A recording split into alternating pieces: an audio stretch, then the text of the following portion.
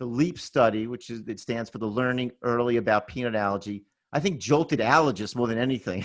Yes, It changed exactly. the classic advice to avoid foods in early childhood. And then we did a complete 360. And we Yeah, said, start having those foods by 4 months of age. And again, you can understand this. There are parents who are like, what?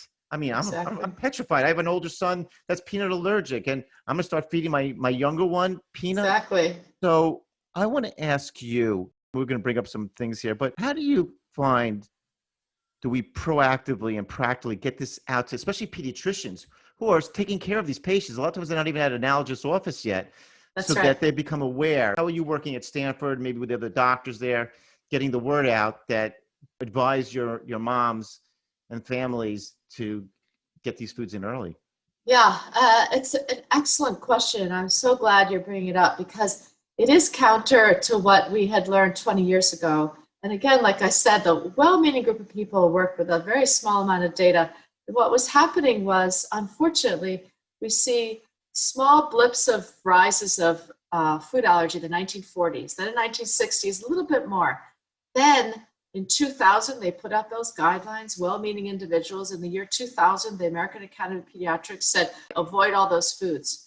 Then after the year 2000, it went up like this. Right. And so then we realized, wait, that might not have been a good idea. So I think, again, I hope that the pediatricians, that the allergists know that right now we have so much data, that it is true that if you diversify the diet early and often, that does prevent, that has shown reproducibly now in Europe, in Japan, in Israel, in the United Kingdom, that all of this really helps. And so I think that we are in a new paradigm. I think that we need to embrace it and help babies reduce the likelihood of food allergy because this epidemic is going too fast. We won't be able to treat everyone, so we need to prevent. Yeah. Interesting you bring out about the different countries. And I want to share a story for the listeners. It's interesting. I did training in Israel over there, which was really terrific. And the story that really was dramatic that I've read in a lot of lay articles was actually about the story about Gideon Lack, Yes. the London allergist. And it was so interesting. He was invited to speak in Israel, and he's a well-known allergist in London. And he typically says that when he would give lectures, he used to ask the allergists in the audience, many of you have pediatricians that have food allergies. And when he would do it in London, a lot of hands would go up. When he came to New York, a lot of hands went up. And all of a sudden he went to Israel and like 1 or 2 hands went up. Exactly. And he said, what's going on here? And then he decided to do a study where he looked at the Jewish population between those three countries.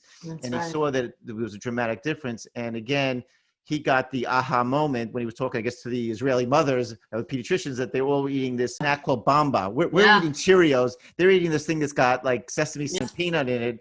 And he said, could that be the factor? And just so for our listeners to know, so that's where the science came from.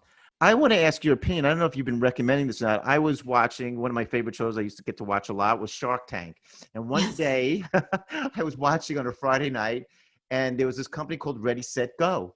Right. And they've come up with a powder, which I think is a mixture of peanut, milk, egg, the common food allergies, trying to make it easier for parents so they're not busy measuring out.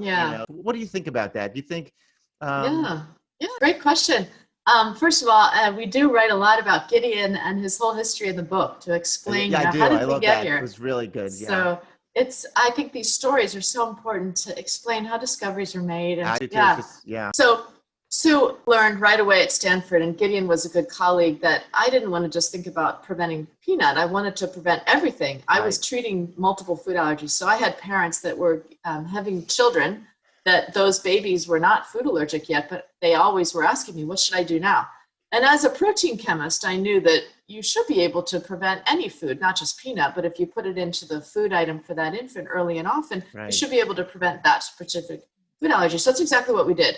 We mixed shrimp, milk, egg, wheat, tree nuts, peanut, soy, sesame, and we included others as well because I thought, let's just pack it all in.